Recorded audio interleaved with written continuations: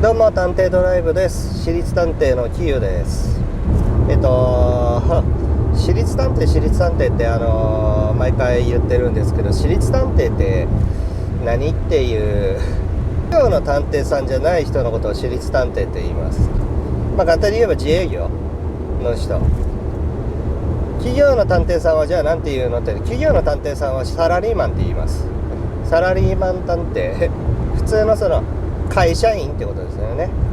会社員じゃなくて独立した人をだから私立探偵って言うんですよ。もちろんその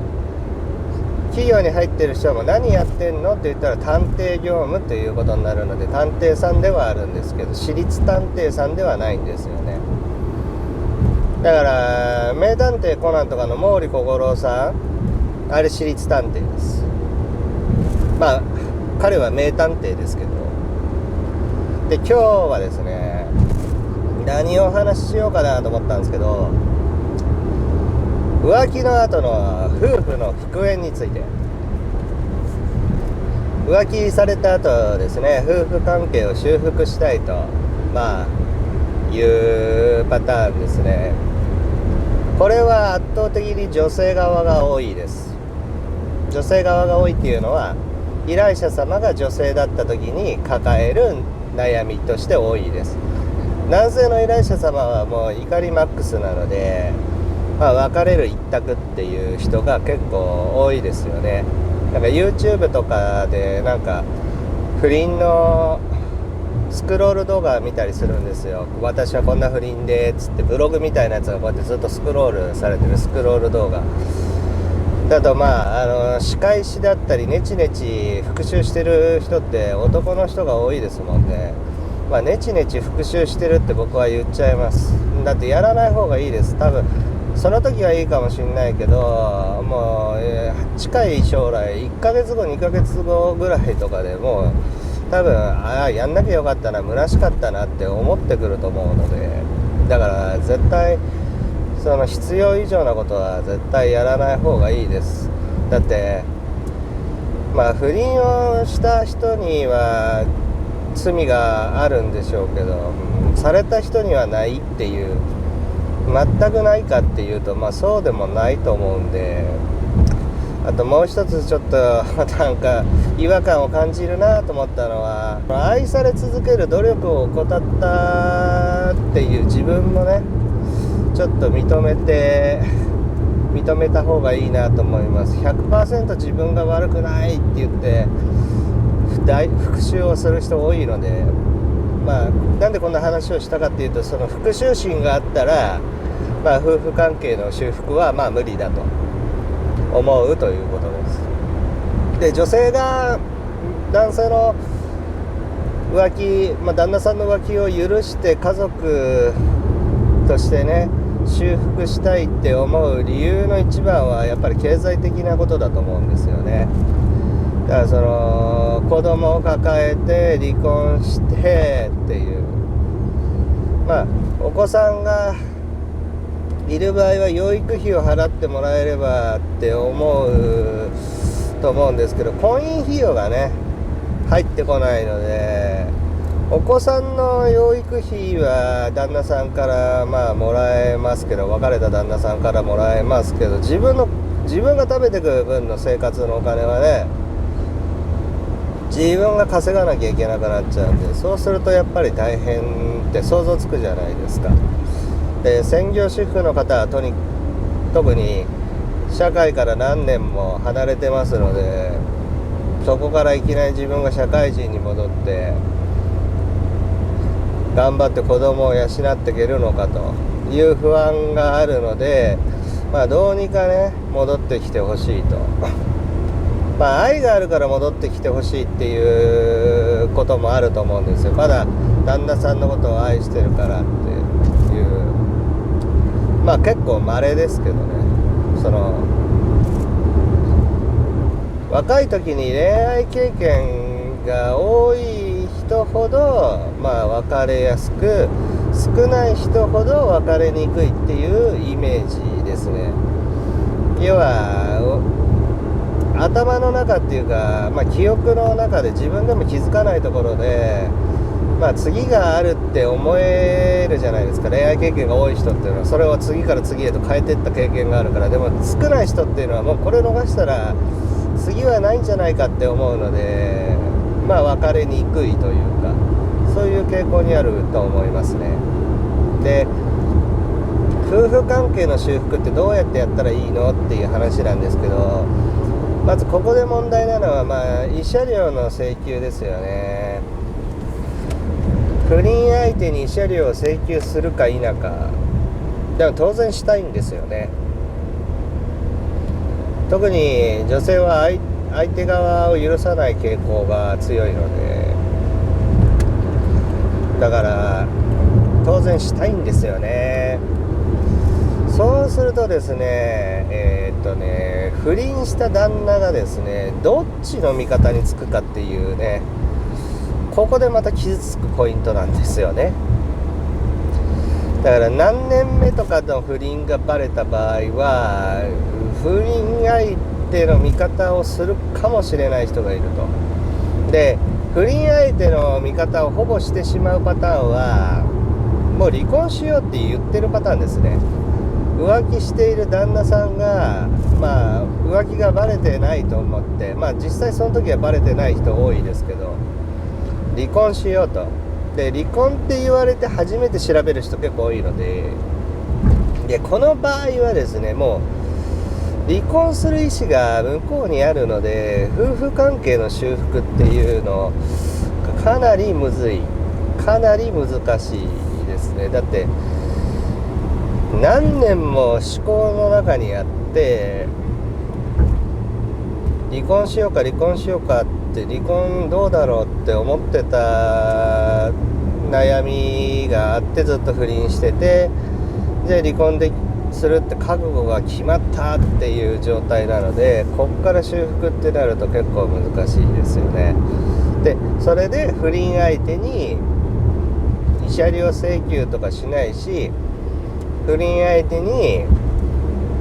これ以上攻撃を加えないんであれば、俺は戻ってくるぞという人もいるんですよ。そうすると夫婦関係の修復という意味ではできてないんですけど、その条件さえ飲めば離婚はしないって言うんであれば、じゃあ請求しないよとなるわけですよね。だから経済的な理由から離婚はしたくないって人、要はそうですね、旦那 ATM 化計画みたいな、 ATM だと思って一緒に過ごそうみたいな人はそれでも納得するんでしょうけどね。でも簡単に言うと、その夫婦関係の修復というか、何が不満だったかがはっきりしてればいいんですよね。だからこのポイント一つ、相手が不倫した理由が何かはっきりしているか否かです。不倫している理由がはっきりしている場合は、そこを直せば修復の一歩にはなりますよね。相手に対しての不満とかがない場合ですね。ないって、不満がないのに浮気すんのって思うかもしれないんですけど、男性の浮気のほとんどは不満があるからじゃなくて、最初は性欲から始まると思ってください。で、その性欲から始まった後にどんどん情が移ってって離婚しようと言い出すと。性欲が例えばあって、セックスレスだとっていう風になれば、セックスレスになれば、浮気をされちゃったんだと思って、じゃあセックスレスじゃなくそうよという努力ができますが、そうでもなくて、で特に何も不満も何も持ち合わせてないと、ただの浮気が延長線上になって、そう相手に情が移ったっていう。で、相手に情が移った場合も、相手に慰謝料請求して相手の方から、別れる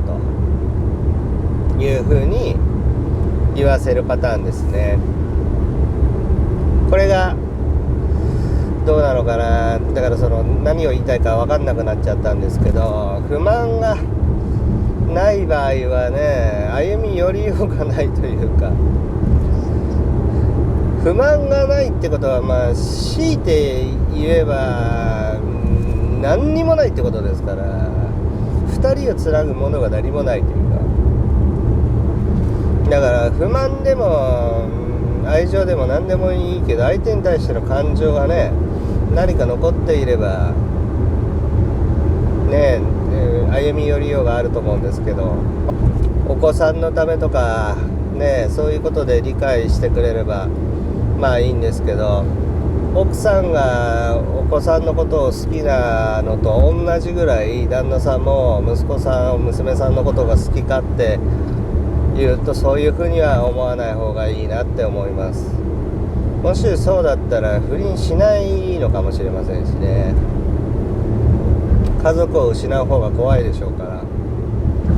でも家族を失うよりもその女といる方がいいっていう風になっちゃってるもんですから、ここを動かすのは結構きついっす。